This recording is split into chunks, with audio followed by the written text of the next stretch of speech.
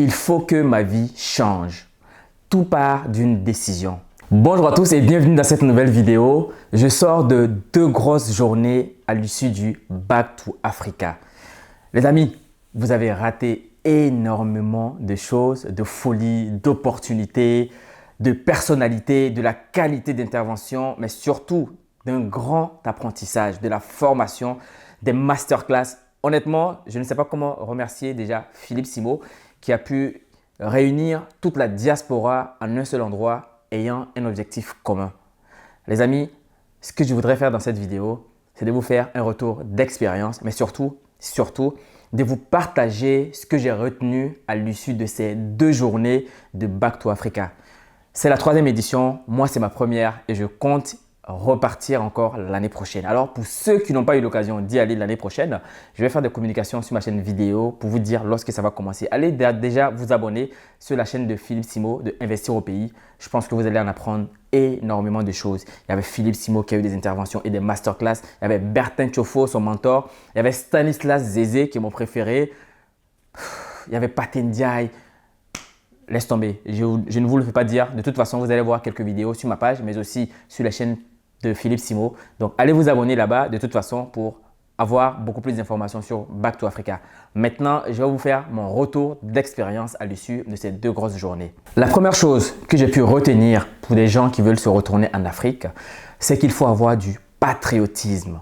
Ça, c'était le message de Bertin Tiofo. Il a dit qu'il faut avoir du patriotisme et je suis complètement d'accord. La question c'est, pourquoi est-ce que vous voulez vous retourner en Afrique? Est-ce parce que vous voulez juste aller faire de l'argent ou tout simplement parce que vous avez envie d'y retourner? Ou est-ce que vous êtes plutôt un patriote qui a envie aussi d'apporter des solutions aux problématiques que nous rencontrons dans nos pays? La deuxième chose, c'est que quoi qu'il en soit, nous allons être confrontés à ce qu'on appelle de l'escroquerie. Un peu comme partout, l'Afrique a cette réputation d'avoir des escrocs, que les prix vont changer en fonction de là où nous venons. C'est vrai. Qu'est-ce que vous allez faire pour éviter cela et pour changer le narratif de l'Afrique surtout? Ça, c'est la chose la plus importante. Donc ça, c'était la 2e leçon. La 3e chose que j'ai pu retenir, c'est qu'il ne faut pas tout dire à tout le monde. Alors là, je vais voir des gens qui disent « mais oui, il faut se protéger, il ne faut pas dire ce qu'on pense, il ne faut pas dire son projet à tout le monde ». Je suis totalement d'accord avec vous. Mais ce que j'ai appris aussi, c'est qu'il faut faire ce qu'on appelle du networking. Le networking consiste en expliquer son projet à des gens qui sont dans la même dynamique que vous pour savoir ce qu'ils ont dans la tête et pour que cela devienne des potentiels investisseurs dans votre projet. Alors, si vous continuez à avoir cette mentalité de « je ne dis pas mon projet aux gens parce que sinon ils vont voler mon projet », alors vous n'allez absolument rien faire. Je suis plutôt partisan et c'est ce que j'ai appris à l'issue aussi de cette conférence-là, du parle de ton projet à des potentiels investisseurs. Pas à tout le monde certes, mais à des potentiels investisseurs. La 4e leçon, évidemment, c'est d'être un passionné. Vous savez, beaucoup de personnes veulent aller faire des choses parce que leur ami, leur camarade de classe ou leur collègue de travail a fait la même chose. Ce n'est pas comme ça qu'il faut faire les choses. Il faut être un passionné de tout ce que vous voulez entreprendre car lorsque vous allez rencontrer des périodes assez difficiles, si vous n'êtes pas passionné, vous allez tout simplement abandonner. Alors, soyez des passionnés fous de ce que vous voulez entreprendre. Soyez des passionnés de ce que vous voulez commencer à faire. Soyez des passionnés parce que vous avez envie de changement de votre continent ou de votre pays. La 5e leçon, c'est qu'il faut être crédible. Vous savez, ce qui a fait que Philippe Simo est devenu quelqu'un d'aussi grand, réalisant ainsi des événements assez grands et talentueux, c'est que Philippe Simo, c'est quelqu'un de très crédible. Philippe Simo aujourd'hui, son image est carrément une marque. Pourtant, ce n'est pas lui seul qui est derrière Investir au pays. Il y a une batterie de personnes, des centaines de personnes qui sont derrière lui. Mais aujourd'hui, c'est la vitrine d'Investir au pays parce qu'il a une forme de crédibilité. Et votre crédibilité est réellement inestimable.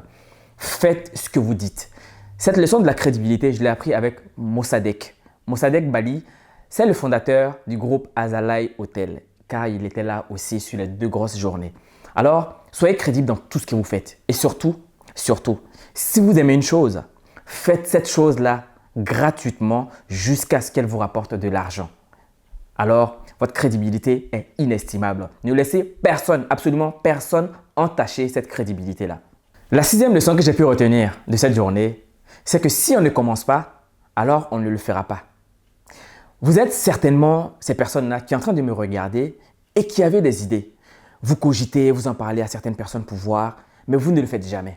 Au bout de 10, 20, 30 conférences, vous êtes motivé, vous voulez y aller, mais vous n'allez pas, car vous avez ce qu'on appelle le plafond de verre, ou bien vous avez beaucoup de doutes. Alors, mon ami, j'ai envie de te dire ceci.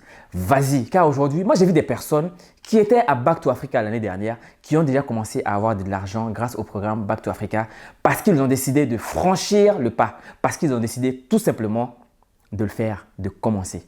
Alors, commence toi aussi. Et je pense que aussi petit que tu seras, aussi peu que tu investiras, je pense que ça te donnera déjà des ouvertures pour élargir ton potentiel et ton champ de vision surtout. Et pour finir avec cette belle phrase de Bertin Tiafoe, il a dit ceci. Il faut que ma vie change. Tout part d'une décision. Les amis, si vous ne décidez pas, il ne va rien se passer dans votre vie. Écoutez, je parle avec beaucoup d'émotion de ces 2 journées, car moi, c'était ma première fois. J'étais tout oui de participer à cet événement parce que je suis Philippe Simo depuis maintenant 3 années, voire même 4.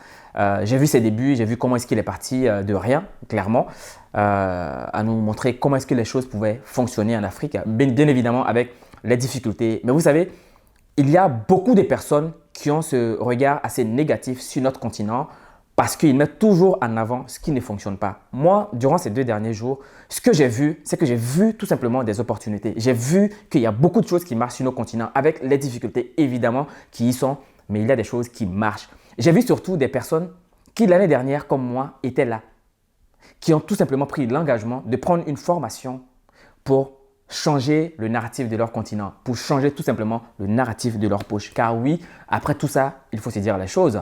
On a envie de faire du business, mais surtout de gagner de l'argent. Il y a certains qui sont encore en cours. Ça ne marche toujours pas. Certes, de toute façon, ils sont dans le processus. Si vous pensez sortir de votre zone de confort, aller en Afrique et ne pas faire de grandes choses, n'y allez pas. Ça, c'est aussi une leçon en bonus que je vais ajouter à ce qu'ils ont dit.